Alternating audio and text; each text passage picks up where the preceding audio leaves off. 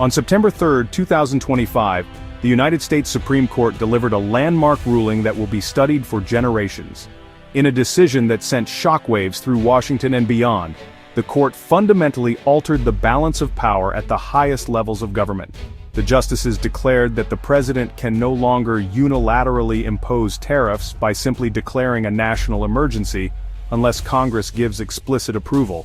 This marks a dramatic departure from decades of precedent, where presidents wielded broad authority over trade policy with little oversight. This decision is a dramatic rebalancing of power, curbing decades of executive overreach in trade policy. For years, critics argued that the executive branch had too much leeway to shape the nation's economic destiny without input from the people's representatives. The court's ruling immediately invalidates the sweeping tariffs imposed earlier in the year, closing a loophole presidents had used to bypass Congress. This move not only impacts current trade disputes, but also sets a precedent for future administrations. It sends a clear message. Ongoing economic challenges like trade deficits or market fluctuations are not extraordinary threats that justify unilateral executive action. Instead, such issues must be addressed through the democratic process.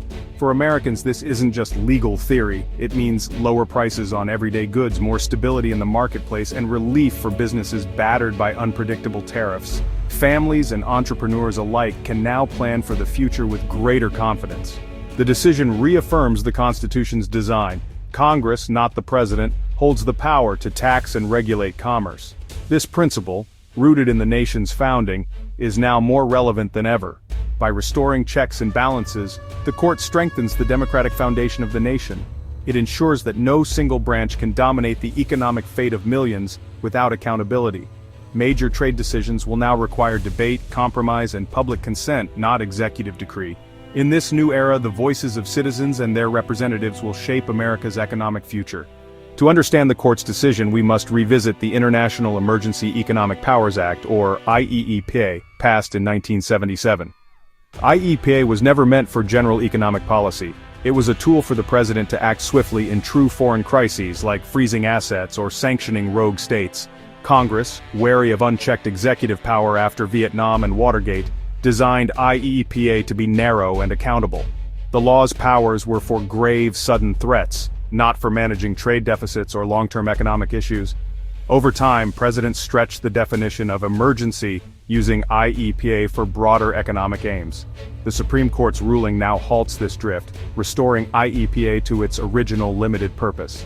The misuse of IEEPA is a textbook case of executive power expanding by degrees.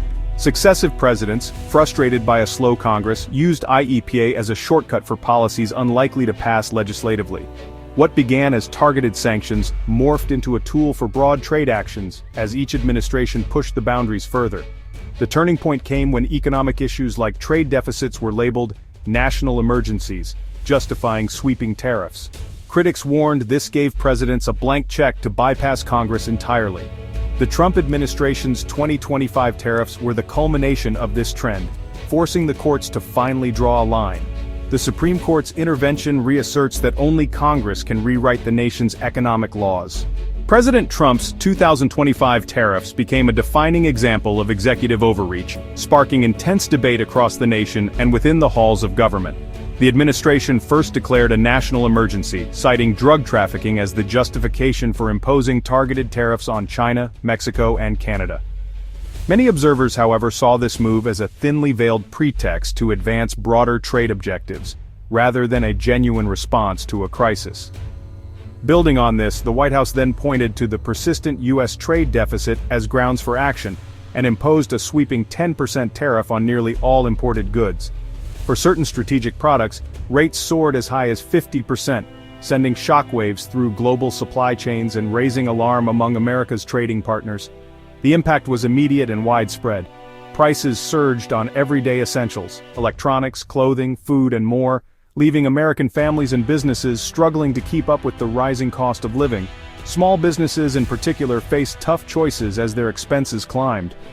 The administration insisted these aggressive measures would protect U.S. industries, save American jobs, and force foreign governments to the negotiating table. Yet critics argued that such sweeping actions bypassed Congress, undermining the constitutional system of checks and balances designed to prevent abuse of power. Legal challenges quickly followed.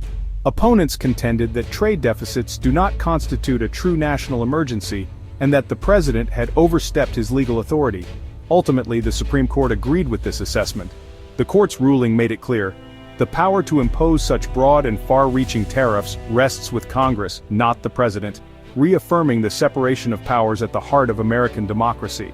This landmark case now stands as a powerful warning against unchecked executive action in economic policy, reminding future leaders of the importance of constitutional limits and the rule of law.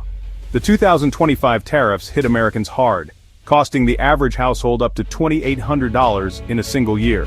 Higher import duties meant higher prices on everything from groceries to electronics, with businesses forced to pass costs to consumers. Small manufacturers and farmers suffered most, facing both rising costs and retaliatory tariffs that closed off export markets. The administration touted increased tariff revenue, but in reality, it was American families footing the bill. The tariffs acted as a regressive tax, hitting lower and middle-income families hardest. Inflation surged, eroding purchasing power and destabilizing the economy. Uncertainty froze business investment and disrupted supply chains built over decades. The widespread economic pain galvanized legal challenges, leading directly to the Supreme Court's intervention. The ruling offers relief and a return to economic stability for millions. The 2025 tariffs sent shockwaves through the global economy, straining alliances and sparking a cycle of retaliation. Allies like Canada, Mexico, and the EU imposed their own tariffs, targeting iconic American products and agricultural exports.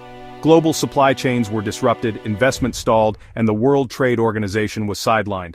The rules-based order the U.S. helped build was undermined by unilateral action. The Supreme Court's decision is welcomed worldwide as a step back from trade war brinkmanship. It signals a return to predictable, cooperative U.S. trade policy. The ruling restores faith in American governance and the international economic system. The Supreme Court's ruling is a clear reaffirmation of the separation of powers. The majority opinion states only Congress can levy taxes and regulate international commerce, not the president. The court rejected the idea that IEPA grants broad tariff authority, clarifying that only genuine emergencies justify executive action. Long-term economic issues like trade deficits don't meet this threshold. This decision prevents future presidents from bypassing Congress on major economic policies. The ruling upholds lower court findings and sets a binding precedent. It's a constitutional judgment about process and power, not a political stance on trade. The Supreme Court's decision restores Congress's constitutional role in trade policy. For years, Congress ceded power to the executive for efficiency, but at the cost of accountability. Now, major trade measures must go through the full legislative process, hearings, debates, and public scrutiny. This ensures future trade policy is transparent, representative, and thoroughly vetted. Congress must now be proactive, forging consensus and crafting detailed laws. Presidents will need to persuade and compromise, not act unilaterally. The ruling curbs the trend toward an imperial presidency and reinforces checks and balances. By returning power to elected representatives, the court strengthens American democracy. The Supreme Court's ruling marks a new era for U.S. trade policy, one of predictability, transparency, and democratic accountability. This landmark decision is expected to reshape the landscape of international trade, ensuring that the rules governing trade are clear and consistent. The immediate effect, the unwinding of 2025's tariffs, bringing relief to consumers and businesses. This move is anticipated to lower prices on a wide range of goods, from everyday essentials to high-end products, making life more affordable for the average American. Long-term trade policy will be shaped by public debate and legislative action, not executive fiat. This shift empowers citizens and their representatives to have a direct say in the policies that affect their livelihoods, fostering a more inclusive and participatory democracy. Businesses and global partners can plan with confidence, knowing major changes require consensus. This stability is crucial for long-term investments and strategic planning, allowing companies to grow and innovate without the fear of sudden policy shifts. The era of trade policy by surprise is over. Trust and cooperation can be rebuilt. International partners will find the U.S. a more reliable and predictable ally, strengthening global trade relationships and fostering mutual growth. The legislative process will be slower and more contentious, but it ensures durable, balanced policy. While debates and negotiations may be intense, the resulting policies will be more robust and reflective of a broader range of interests and perspectives. The court's decision is a vote of confidence in the Constitution's wisdom. It reaffirms the importance of checks and balances, ensuring that no single branch of government can unilaterally dictate trade policy. By restoring Congress's central role, the court reinforces the principles that define the nation. This decision underscores the importance of democratic processes and the rule of law in shaping the future of the country. The path forward may be challenging, but it promises a more stable economy, stronger partnerships, and a healthier democracy. As the nation navigates this new era, the emphasis on collaboration and transparency will pave the way for sustainable growth and prosperity.